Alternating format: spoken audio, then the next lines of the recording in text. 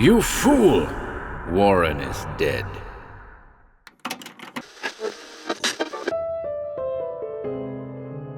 Welcome to HorrorBabble. We're thrilled to be back today with a new Robert E. Howard recording, The Cairn on the Headland, which first appeared in the January 1933 edition of Strange Tales of Mystery and Terror. As the title intimates, the story concerns a troubled historian who discovers an ancient, shunned cairn on the outskirts of Dublin. We hope you enjoy it.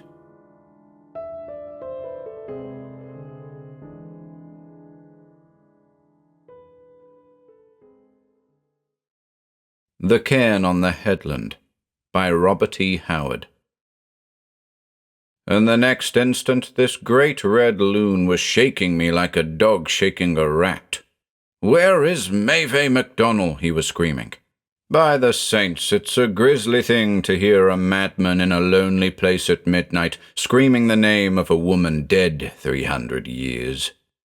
The Longshoreman's Tale. 1. "This is the cairn you seek," I said, laying my hand gingerly on one of the rough stones which composed the strangely symmetrical heap. An avid interest burned in Ortali's dark eyes. His gaze swept the landscape and came back to rest on the great pile of massive, weather-worn boulders. "What a wild, weird, desolate place," he said. "Who would have thought to find such a spot in this vicinity? Except for the smoke rising yonder, one would scarcely dream that beyond that headland lies a great city. Here there is scarcely even a fisherman's hut within sight. The people shun the cairn, as they have shunned it for centuries," I replied. "Why?" "You've asked me that before," I replied impatiently. "I can only answer that they now avoid by habit what their ancestors avoided through knowledge." "Knowledge!" He laughed derisively. "Superstition!" I looked at him somberly with unveiled hate. Two men could scarcely have been of more opposite types. He was slender, self-possessed, unmistakably Latin with his dark eyes and sophisticated air. I am massive, clumsy and bear-like, with cold blue eyes and tousled red hair. We were countrymen in that we were born in the same land, but the homelands of our ancestors were as far apart as south from north. "Nordic superstition," he repeated. "I cannot imagine a Latin people allowing such a mystery as this to go unexplored all these years. The Latins are too practical, too prosaic, if you will. Are you sure of the date of this pile?" "I find no mention of it in any manuscript prior to 1014 AD, I growled.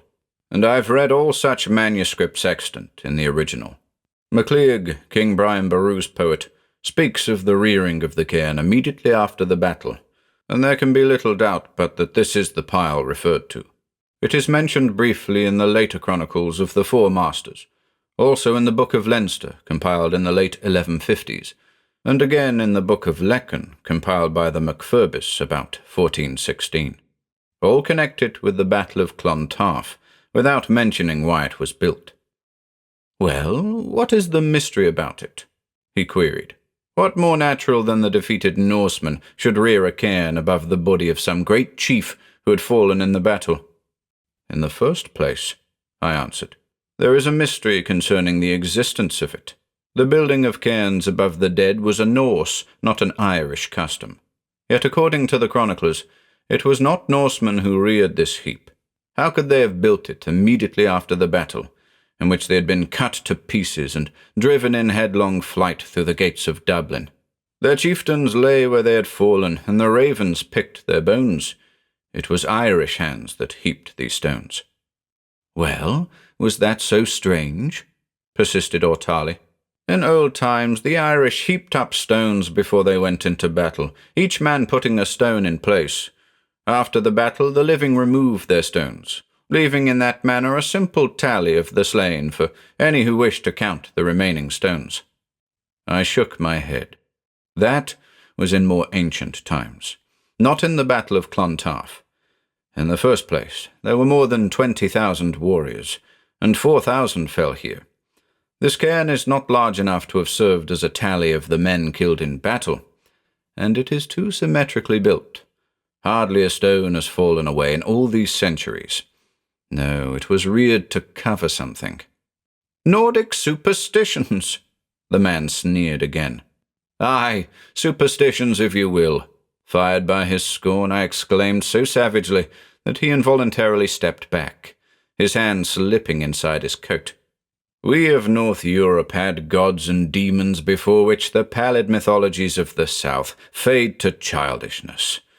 At a time when your ancestors were lolling on silken cushions among the crumbling marble pillars of a decaying civilization, my ancestors were building their own civilization in hardships and gigantic battles against foes human and inhuman.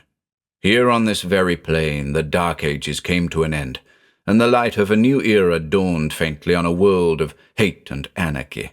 Here, as even you know, in the year 1014, Brian Boru and his Dalcassian axe-wielders broke the power of the heathen Norsemen forever.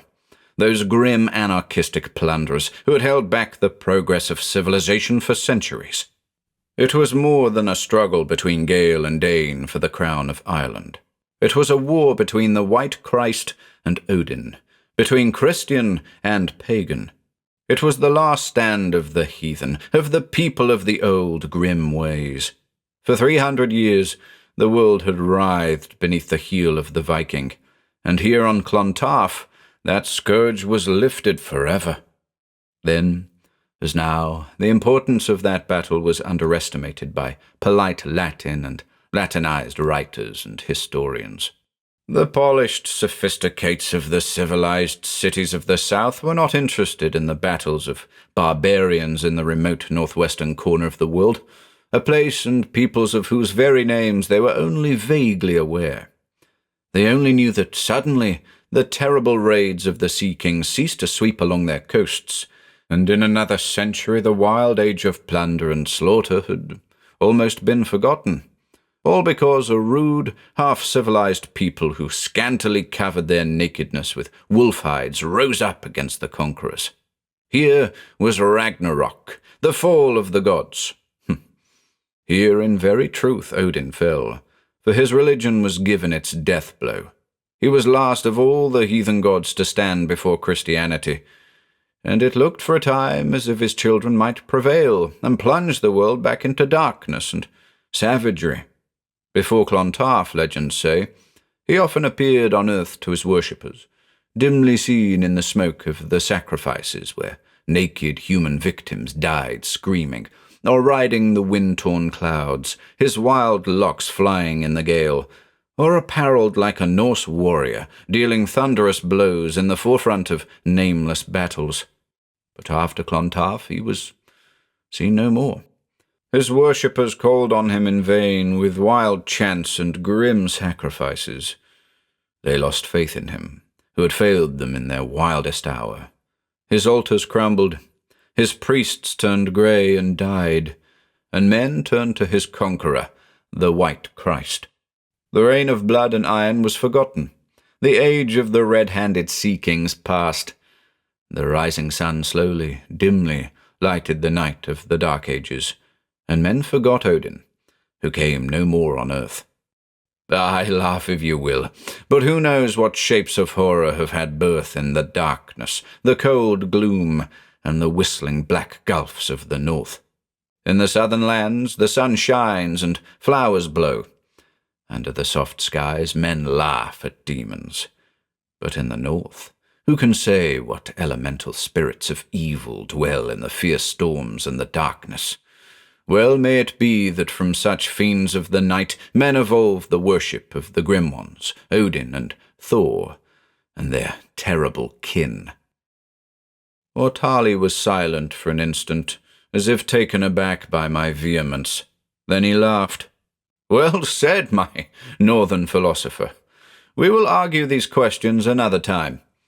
I could hardly expect a descendant of Nordic barbarians to escape some trace of the dreams and mysticism of his race, but you cannot expect me to be moved by your imaginings either. I still believe that this cairn covers no grimmer secret than a Norse chief who fell in the battle, and really your ravings concerning Nordic devils have no bearing on the matter. Will you help me tear into this cairn?" "No," I answered shortly. "A few hours' work will suffice to lay bare whatever it may hide," he continued, as if he had not heard. "By the way, speaking of superstitions, is there not some wild tale concerning holly connected with this heap? An old legend says that all trees bearing holly were cut down for a league in all directions for some mysterious reason," I answered sullenly. "That's another mystery. Holly was an important part of Norse magic-making. The Four Masters tell of a Norseman, a white-bearded ancient of wild aspect and apparently a priest of Odin, who was slain by the natives while attempting to lay a branch of holly on the cairn, a year after the battle." "Well," he laughed, "I have procured a sprig of holly. See, and shall wear it in my lapel. Perhaps it will protect me against your Nordic devils. I feel more certain than ever that the cairn covers a sea king, and they were always laid to rest with all their riches, golden caps and jewel-set sword hilts and silver corselets. I feel that this cairn holds wealth over which clumsy-footed Irish peasants have been stumbling for centuries, living in want and dying in hunger. Bah! We shall return here at about midnight, when we may be fairly certain that we will not be interrupted, and you will aid me at the excavations." The last sentence was rapped out in a tone that sent a red surge of bloodlust through my brain. Ortali turned and began examining the cairn as he spoke, and almost involuntarily my hand reached out stealthily and closed on a wicked bit of jagged stone that had become detached from one of the boulders. In that instant, I was a potential murderer, if ever one walked the earth. One blow, quick, silent, and savage, and I would be free forever from a slavery bitter as my Celtic ancestors knew, beneath the heels of the Vikings. As if sensing my thoughts, Ortali wheeled to face me. I quickly slipped the stone into my pocket, not knowing whether he noted the action. But he must have seen the red killing instinct burning in my eyes, for again he recoiled, and again his hand sought the hidden revolver. But he only said, "I've changed my mind. We will not uncover the cairn tonight. Tomorrow night, perhaps. We may be spied upon. Just now I am going back to the hotel." I made no reply, but turned my back upon him and stalked moodily away in the direction of the shore. He started up the slope of the headland, beyond which lay the city, and when I turned to look at him, he was just crossing the ridge, etched clearly against the hazy sky. If hate could kill, he would have dropped dead. I saw him in a red-tinged haze, and the pulses in my temples throbbed like hammers. I turned back toward the shore and stopped suddenly.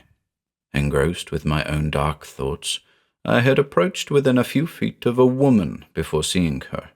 She was tall and strongly made, with a strong, stern face, deeply lined and weather-worn as the hills.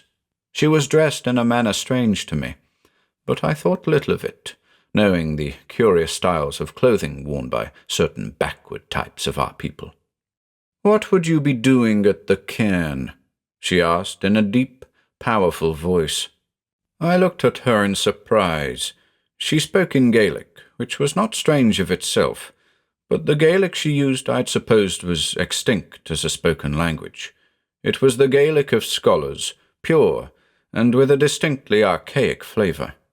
A woman from some secluded hill country, I thought, where the people still spoke the unadulterated tongue of their ancestors. "We were speculating on its mystery," I answered in the same tongue, hesitantly, however, for those skilled in the more modern form taught in the schools, to match her use of the language was a strain on my knowledge of it. She shook her head slowly. "I like not the dark man who was with you," she said somberly. "Who are you?" "I am an American, though born and raised here," I answered. "My name is James O'Brien." A strange light gleamed in her cold eyes. "O'Brien? You're of my clan. I was born an O'Brien. I married a man of the MacDonalds, but my heart was ever with the folk of my blood. You live hereabouts? I queried, my mind on her unusual accent. Aye, I lived here upon a time, she answered, but I have been far away for a long time. All is changed. Changed. I would not have returned, but I was drawn back by a call you would not understand. Tell me, would you open the cairn? I started and gazed at her closely, deciding that she had somehow overheard our conversation. It is not mine to say, I answered bitterly. Ortali, my companion, he will doubtless open it, and I am constrained to aid him. Of my own will I would not molest it. Her cold eyes bored into my soul. Fools rush blind to their doom, she said somberly. What does this man know of the mysteries of this ancient land?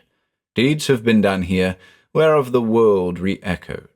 Yonder, in the long ago, when Tomar's wood rose dark and rustling against the plain of Clontarf, and the Danish walls of Dublin loomed south of the river Liffey, the ravens fed on the slain, and the setting sun lighted lakes of crimson. There King Brian, your ancestor and mine, broke the spears of the north. From all lands they came, and from the isles of the sea. They came in gleaming mail, and their horned helmets cast long shadows across the land. Their dragon prows thronged the waves, and the sound of their oars was as the beat of a storm. On yonder plain the heroes fell like ripe wheat before the reaper. There fell Jarl Sigurd of the Orkneys, and Broder of Man, last of the sea kings, and all their chiefs. There fell too Prince Murra and his son Turlock, and many chieftains of the Gael, and King Brian Boru himself, Erin's mightiest monarch.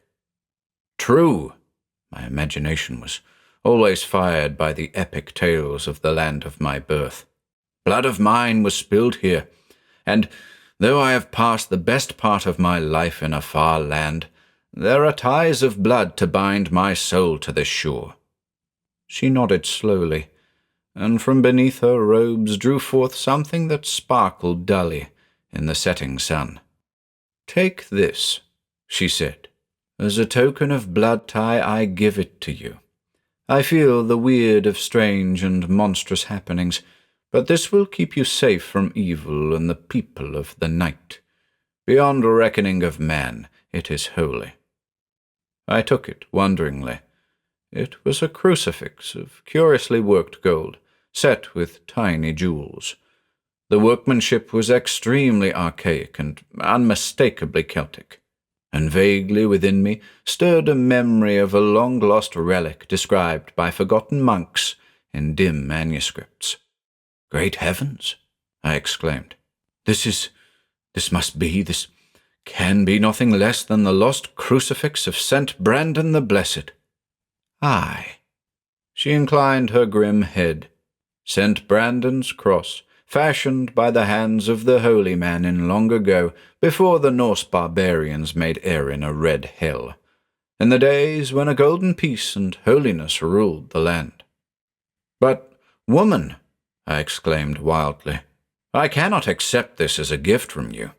You cannot know its value. Its intrinsic worth alone is equal to a fortune. As a relic it is priceless. Enough! Her deep voice struck me suddenly silent. Have done with such talk, which is sacrilege.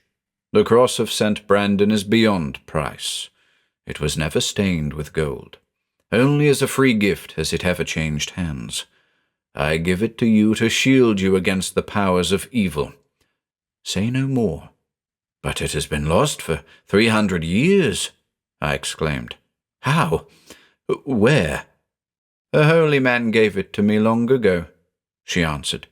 I hid it in my bosom. Long it lay in my bosom. But now I give it to you. I have come from a far country to give it to you, for there are monstrous happenings in the wind, and it is sword and shield against the people of the night. An ancient evil stirs in its prison, which blind hands of folly may break open. But stronger than any evil is the cross of St. Brandon, which has gathered power and strength through the long, long ages since that forgotten evil fell to the earth. "But who are you?" I exclaimed. "I am Maeve MacDonald," she answered. Then, turning without a word, she strode away in the deepening twilight, while I stood bewildered and watched her cross the headland and pass from sight, turning inland as she topped the ridge. Then I, too, shaking myself like a man waking from a dream, went slowly up the slope and across the headland. When I crossed the ridge, it was as if I had passed out of one world into another. Behind me lay the wilderness and desolation of a weird medieval age. Before me pulsed the lights and the roar of modern Dublin. Only one archaic touch was lent to the scene before me. Some distance inland loomed the straggling and broken lines of an ancient graveyard, long deserted and grown up in weeds, barely discernible in the dusk. As I looked, I saw a tall figure moving ghostily among the crumbling tombs, and I shook my head bewilderedly. Surely Maeve MacDonald was touched with madness, living in the past like one seeking to stir to flame the ashes of dead yesterdays. I set out toward where, in the near distance, began the straggling window gleams that grew into the swarming ocean of lights that was Dublin. Back at the suburban hotel where Ortali and I had our rooms, I did not speak to him of the cross the woman had given me. In that at least he should not share. I intended keeping it until she requested its return, which I felt sure she would do. Now, as I recalled her appearance, the strangeness of her costume returned to me, with one item which had impressed itself on my subconscious mind at the time, but which I had not consciously realized. Maeve MacDonald had been wearing sandals of a type not worn in Ireland for centuries. Well, it was perhaps natural that with her retrospective nature she should imitate the apparel of the past ages, which seemed to claim all her thoughts. I turned the cross reverently in my hands. There was no doubt that it was the very cross for which antiquarians had searched so long in vain, and at last, in despair, had denied the existence of.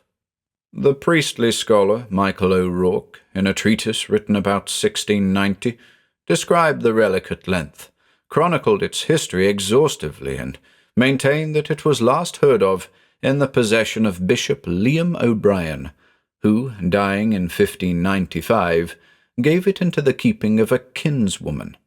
But who this woman was, it was never known, and O'Rourke maintained that she kept her possession of the cross a secret, and that it was laid away with her in her tomb. At another time, my elation at discovering this relic would have been extreme, but at the time my mind was too filled with hate and smouldering fury.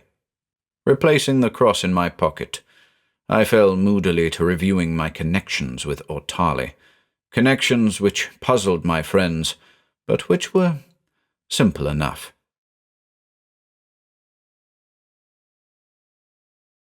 2. Some years before I had been connected with a certain large university in a humble way. One of the professors with whom I worked, a man named Reynolds, was of intolerably overbearing disposition toward those whom he considered his inferiors. I was a poverty-ridden student striving for life in a system which makes the very existence of a scholar precarious. I bore Professor Reynolds' abuse as long as I could, but one day we clashed. The reason does not matter. It was trivial enough in itself. Because I dared reply to his insults, Reynolds struck me, and I knocked him senseless. That very day he caused my dismissal from the university. Facing not only an abrupt termination of my work and studies, but actual starvation, I was reduced to desperation, and I went to Reynolds' study late that night, intending to thrash him within an inch of his life. I found him alone in his study, but the moment I entered, he sprang up and rushed at me like a wild beast, with a dagger he used for a paperweight. I did not strike him. I did not even touch him. As I stepped aside to avoid his rush, a small rug slipped beneath his charging feet. He fell headlong, and, to my horror, in his fall the dagger in his hand was driven into his heart. He died instantly. I was at once aware of my position. I was known to have quarrelled and even exchanged blows with the man. I had every reason to hate him. If I were found in the study with the dead man, no jury in the world would not believe that I had murdered him. I hurriedly left by the way I had come, thinking that I had been unobserved. But Ortali, the dead man's secretary, had seen me. Returning from a dance, he had observed me entering the premises, and, following me, had seen the whole affair through the window. But this I did not know until later. The body was found by the professor's housekeeper, and naturally there was a great stir. Suspicion pointed to me, but lack of evidence kept me from being indicted, and this same lack of evidence brought about a verdict of suicide. All this time, Ortali had kept quiet. Now he came to me and disclosed what he knew. He knew, of course, that I had not killed Reynolds, but he could prove that I was in the study when the professor met his death, and I knew Ortali was capable of carrying out his threat of swearing that he had seen me murder Reynolds in cold blood, and thus began a systematic blackmail. I venture to say that a stranger blackmail was never levied. I had no money then. Ortali was gambling on my future, for he was assured of my abilities. He advanced me money, and by clever wire-pulling got me an appointment in a large college. Then he sat back to reap the benefits of his scheming, and he reaped full-fold of the seed he sowed. In my line I became eminently successful. I soon commanded an enormous salary in my regular work, and I received rich prizes and awards for researches of various difficult nature. And of these Ortali took the lion's share, in money at least. I seemed to have the Midas touch, yet of the wine of my success I tasted only the dregs. I scarcely had a cent to my name. The money that had flowed through my hands had gone to enrich my slaver, unknown to the world. A man of remarkable gifts, he could have gone to the heights in any line, but for a queer streak in him which, coupled with an inordinately avaricious nature, made him a parasite, a blood-sucking leech. This trip to Dublin had been in the nature of a vacation for me. I was worn out with study and labour, but he had somehow heard of Grimmin's Cairn, as it was called, and, like a vulture that scents dead flesh, he conceived himself on the track of hidden gold. A golden wine-cup would have been to him sufficient reward for the labour of tearing into the pile, and reason enough for desecrating or even destroying the ancient landmark. He was a swine whose only god was gold. Well, I thought grimly as I disrobed for bed, all things end, both good and bad. Such a life as I had lived was unbearable. Ortali had dangled the gallows before my eyes until it had lost its terrors. I had staggered beneath the load I carried because of my love for my work. But all human endurance has its limits. My hands turned to iron as I thought of Ortali working beside me at midnight at the lonely cairn. One stroke, with such a stone as I had caught up that day, and my agony would be ended. That life and hopes and career and ambitions would be ended as well could not be helped. Ah, what a sorry, sorry end to all my high dreams. When a rope and the long drop through the black trap should cut short an honourable career and a useful life, and all because of a human vampire who feasted his rotten lust on my soul and drove me to murder and ruin. But I knew my fate was written in the iron books of doom. Sooner or later, I would turn on Ortali and kill him, be the consequences what they might. And I had reached the end of my road. Continual torture had rendered me, I believe, partly insane. I knew that at Grimmin's cairn, when we toiled at midnight, Ortali's life would end beneath my hands, and my own life be cast away. Something fell out of my pocket, and I picked it up. It was the piece of sharp stone I had caught up off the cairn. Looking at it moodily, I wondered what strange hands had touched it in old times, and what grim secret it helped to hide on the bare headland of Grimmin. I switched out the light and lay in the darkness, the stone still in my hand, forgotten, occupied with my own dark broodings, and I glided gradually into deep slumber. At first I was aware that I was dreaming, as people often are. All was dim and vague, and connected in some strange way, I realized, with the bit of stone still grasped in my sleeping hand. Gigantic, chaotic scenes and landscapes and events shifted before me, like clouds that rolled and tumbled before a gale. Slowly, these settled and crystallized into one distinct landscape, familiar and yet wildly strange. I saw a broad bare plain, fringed by the grey sea on one side, and a dark, rustling forest on the other. This plain was cut by a winding river, and beyond this river I saw a city, such a city as my waking eyes had never seen, bare, stark, massive, with the grim architecture of an earlier, wilder age. On the plain I saw, as in a mist, a mighty battle. Serried ranks rolled backward and forward, steel flashed like a sunlit sea, and men fell like ripe wheat beneath the blades.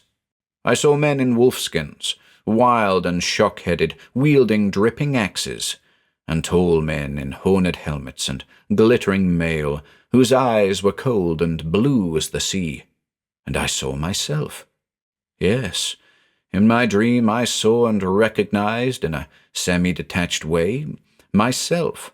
I was tall and rangily powerful. I was shock-headed and naked, but for a wolf hide girt about my loins. I ran among the ranks, yelling and smiting with a red axe, and blood ran down my flanks from wounds I scarcely felt. My eyes were cold blue, and my shaggy hair and beard were red. Now for an instant I was cognizant of my dual personality, aware that I was at once the wild man who ran and smote with the gory axe, and the man who slumbered and dreamed across the centuries. But this sensation quickly faded. I was no longer aware of any personality other than that of the barbarian who ran and smote. James O'Brien had no existence. I was Red Cúmal, Cairn of Brian Boru, and my axe was dripping with the blood of my foes. The roar of conflict was dying away, though here and there struggling clumps of warriors still dotted the plain. Down along the river, half-naked tribesmen, waist-deep in reddening water, tore and slashed with helmeted warriors whose mail could not save them from the stroke of the Dalcassian axe. Across the river, a bloody, disorderly horde was staggering through the gates of Dublin. The sun was sinking low toward the horizon. All day I had fought beside the chiefs. I had seen Jarl Sigurd fall beneath Prince Murra's sword. I had seen Murr himself die in the moment of victory, by the hand of a grim mailed giant whose name none knew. I had seen in the flight of the enemy Broder and King Brian fall together at the door of the great king's tent. Aye, it had been a feasting of ravens, a red flood of slaughter, and I knew that no more would the dragon-proud fleet sweep from the blue north with torch and destruction. Far and wide the Vikings lay in their glittering mail, as the ripe wheat lies after the reaping. Among them lay thousands of bodies clad in the wolf hides of the tribes, but the dead of the northern people far outnumbered the dead of Erin. I was weary and sick of the stench of raw blood. I had glutted my soul with slaughter. Now I sought plunder, and I found it, on the corpse of a richly clad Norse chief which lay close to the seashore. I tore off the silver-scaled corselet, the horned helmet. They fitted as if made for me, and I swaggered among the dead, calling on my wild comrades to admire my appearance, though the harness felt strange to me, for the Gaels scorned armour and fought half naked. In my search for loot I had wandered far out on the plain, away from the river, but still the mail-clad bodies lay thickly strewn, for the bursting of the ranks had scattered fugitives and pursuers all over the countryside, from the dark waving wood of Tomar to the river and the seashore.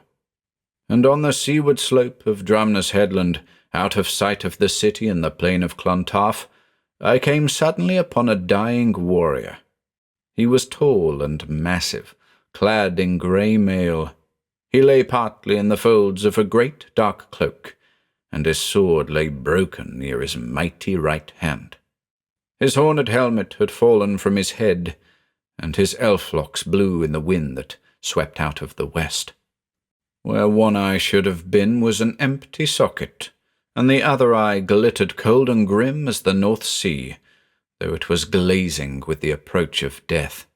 Blood oozed from a rent in his corselet. I approached him warily, a strange cold fear that I could not understand gripping me. Axe ready to dash out his brains, I bent over him, and recognized him as the chief who had slain Prince Murrah, and who had mown down the warriors of the Gael like a harvest. Wherever he had fought, the Norsemen had prevailed, but in all other parts of the field, the Gaels had been irresistible. And now he spoke to me in Norse, and I understood, for had I not toiled as slave among the sea people for long, bitter years? "The Christians have overcome," he gasped in a voice whose timbre, though low-pitched, sent a curious shiver of fear through me. There was in it an undertone as of icy waves sweeping along a northern shore, as of freezing winds whispering among the pine trees. Doom and shadows stalk on Asgard, and here has fallen Ragnarok. I could not be in all parts of the field at once, and now I am wounded unto death. A spear with a cross carved in the blade. No other weapon could wound me. I realized that the chief, seeing mistily my red beard and the Norse armor I wore, supposed me to be one of his own race, but a crawling horror surged darkly in the depths of my soul. "White Christ, thou hast not yet conquered," he muttered deliriously. "Lift me up, man, and let me speak to you." Now, for some reason, I complied, and as I lifted him to a sitting posture, I shuddered, and my flesh crawled at the feel of him, for his flesh was like ivory, smoother and harder than is natural for human flesh, and colder than even a dying man should be. "I die as men die," he muttered. "Fool, to assume the attributes of mankind, even though it was to aid the people who deify me. The gods are immortal, but flesh can perish, even when it clothes a god. Haste and bring a sprig of the magic plant, even holly, and lay it on my bosom.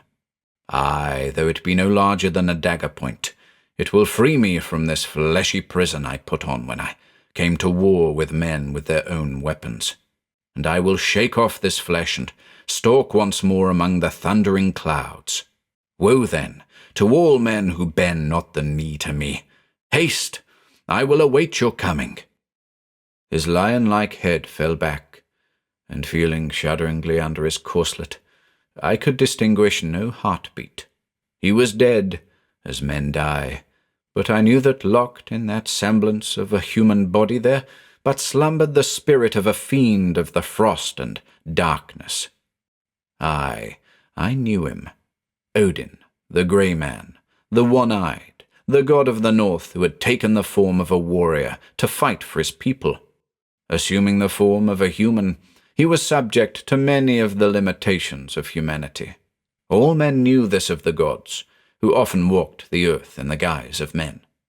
Odin, clothed in human semblance, could be wounded by certain weapons, and even slain, but a touch of the mysterious holly would rouse him in grisly resurrection. This task he had set me, not knowing me for an enemy. In human form, he could only use human faculties, and these had been impaired by onstriding death. My hair stood up, and my flesh crawled. I tore from my body the Norse armor, and fought a wild panic that prompted me to run blind and screaming with terror across the plain. Nauseated with fear, I gathered boulders and heaped them for a rude couch, and on it, shaking with horror, I lifted the body of the Norse god. And, as the sun set and the stars came silently out, I was working with fierce energy, piling huge rocks above the corpse.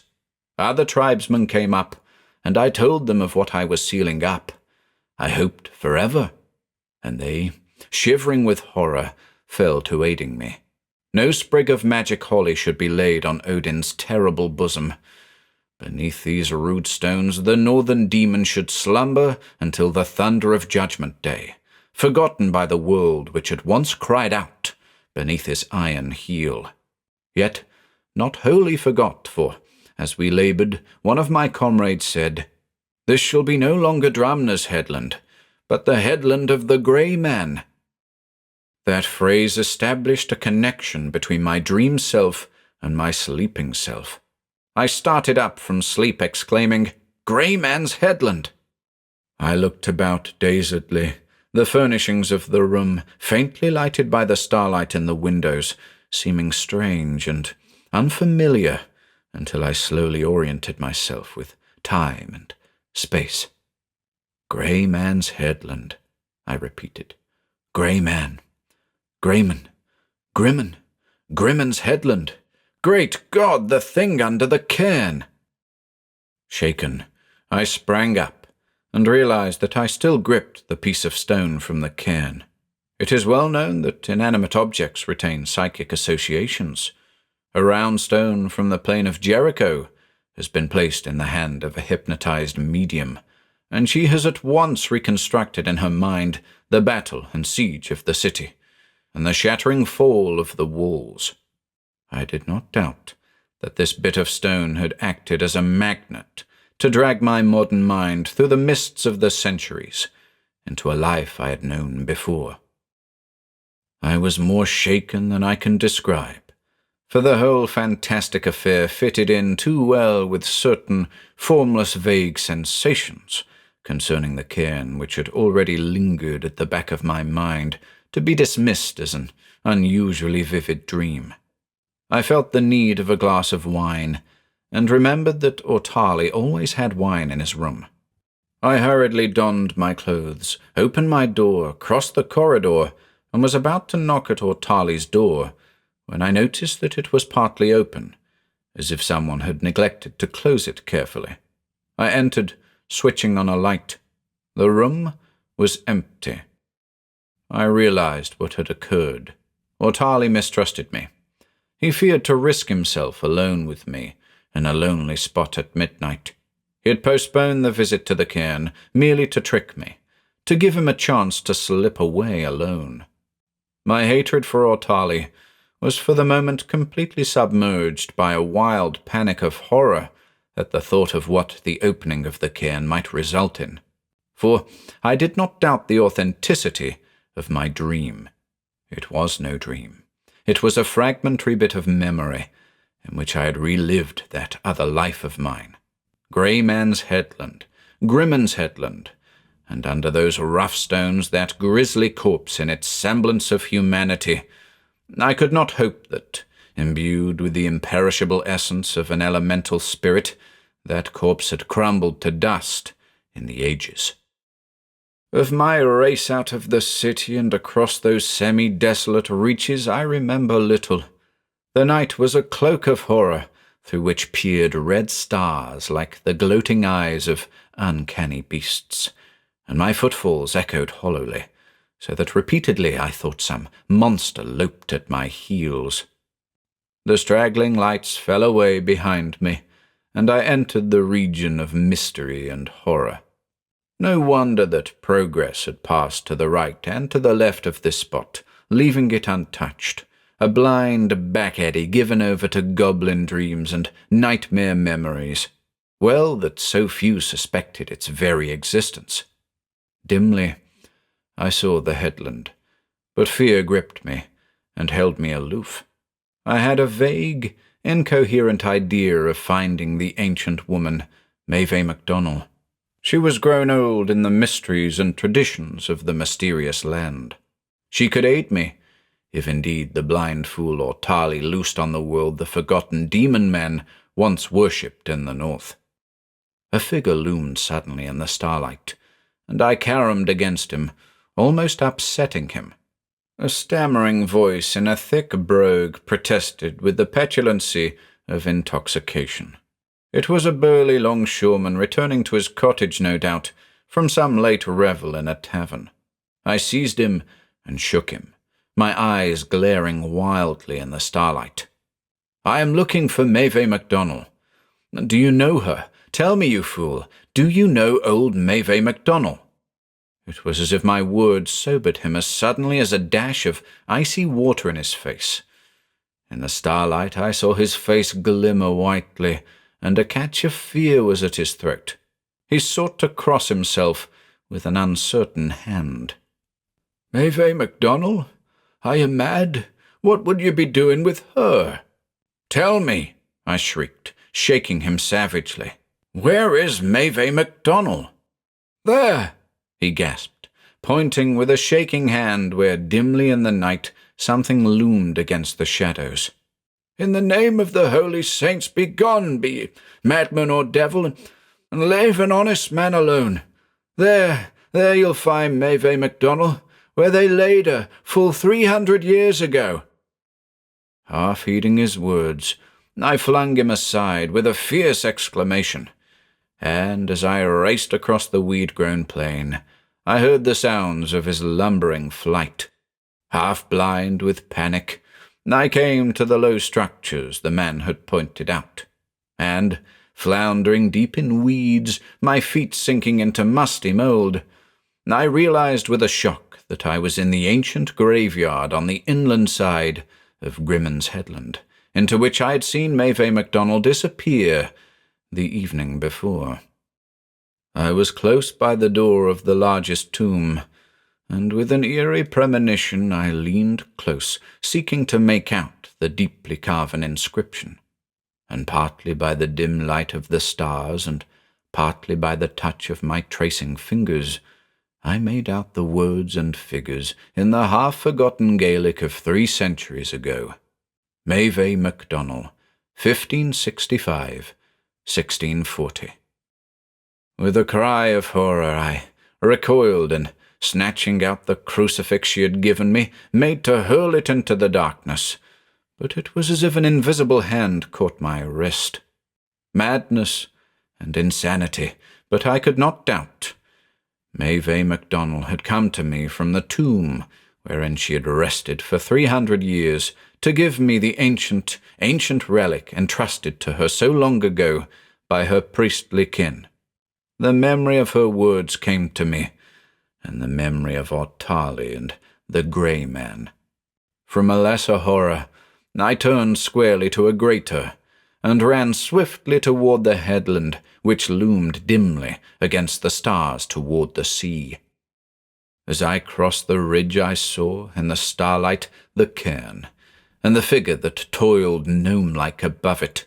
Tarly, with his accustomed, almost superhuman energy, had dislodged many of the boulders, and as I approached, shaking with horrified anticipation, I saw him tear aside the last layer, and I heard his savage cry of triumph that froze me in my tracks some yards behind him, looking down from the slope.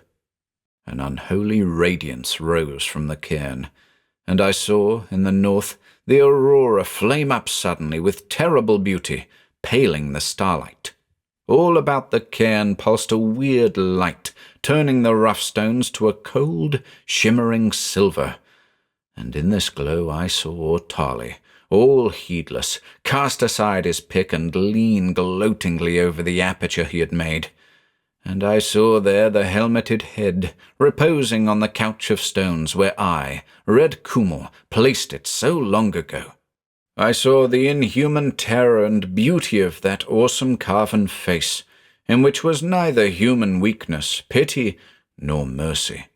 I saw the soul-freezing glitter of the one eye, which stared wide open in a fearful semblance of life. All up and down the tall mailed figure shimmered and sparkled cold darts and gleams of icy light, like the northern lights that blazed in the shuddering skies. Aye, the grey man lay as I had left him more than 900 years before, without a trace of rust or rot or decay. And now, as Ortali leaned forward to examine his find, a gasping cry broke from my lips, for the sprig of holly worn in his lapel in defiance of Nordic superstition slipped from its place, and in the weird glow I plainly saw it fall upon the mighty mailed breast of the figure, where it blazed suddenly with a brightness too dazzling for human eyes. My cry was echoed by Ortali. The figure moved, the mighty limbs flexed, tumbling the shining stones aside. A new gleam lighted the terrible eye, and a tide of life flooded and animated the carven features. Out of the cairn he rose, and the northern lights played terribly about him, and the grey man changed and altered in horrific transmutation. The human features faded like a fading mask. The armour fell from his body and crumbled to dust as it fell, and the fiendish spirit of ice and frost and darkness that the sons of the north deified as Odin stood up nakedly and terribly in the stars. About his grisly head played lightnings and the shuddering gleams of the aurora. His towering anthropomorphic form was dark as shadow and gleaming as ice. His horrible crest reared colossally against the vaulting arch of the sky. Ortali cowered, screaming wordlessly, as the taloned, malformed hands reached for him. In the shadowy, indescribable features of the thing there was no tinge of gratitude toward the man who had released it, only a demoniac gloating and a demoniac hate for all the sons of men. I saw the shadowy arms shoot out and strike. I heard Ortali scream once, a single, unbearable screech that broke short at the shrillest pitch. A single instant, a blinding blue glare burst about him, lighting his convulsed features and his upward rolling eyes. Then his body was dashed earthward as by an electric shock, so savagely that I distinctly heard the splintering of his bones. But Ortali was dead before he touched the ground. Dead, shriveled and blackened, exactly like a man blasted by a thunderbolt, to which cause, indeed, men later ascribed his death. The slavering monster that had slain him lumbered now toward me, shadowy, tentacle-like arms outspread, the pale starlight making a luminous pool of his great, inhuman eye, his frightful talons dripping with I know not what elemental forces to blast the bodies and souls of men. But I flinched not, and in that instant I feared him not, neither the horror of his countenance nor the threat of his thunderbolt dooms, for in a blinding white flame had come to me the realization of why Maeve MacDonald had come from her tomb, to bring me the ancient cross which had lain in her bosom for 300 years, gathering unto itself unseen forces of good and light, which war forever against the shapes of lunacy and shadow. As I plucked from my garments the ancient cross, I felt the play of gigantic unseen forces in the air about me.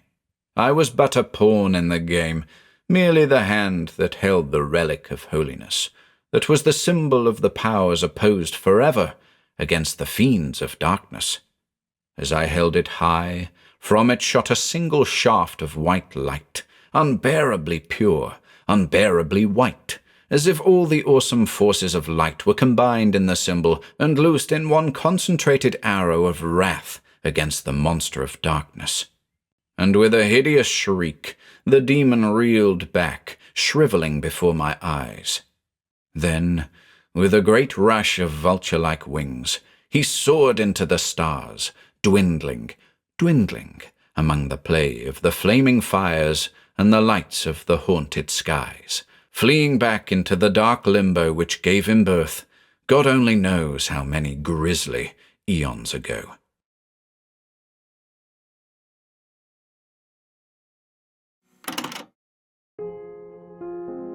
If you enjoyed listening today, be sure to subscribe to the channel by hitting the red subscribe button below.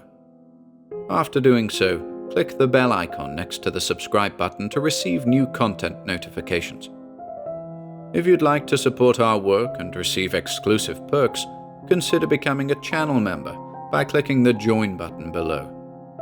To support us in other ways, see the video description for links to our Bandcamp and Patreon pages, our merch store over at Teespring, and further information relating to our releases on Audible, iTunes, and Spotify. And until next time,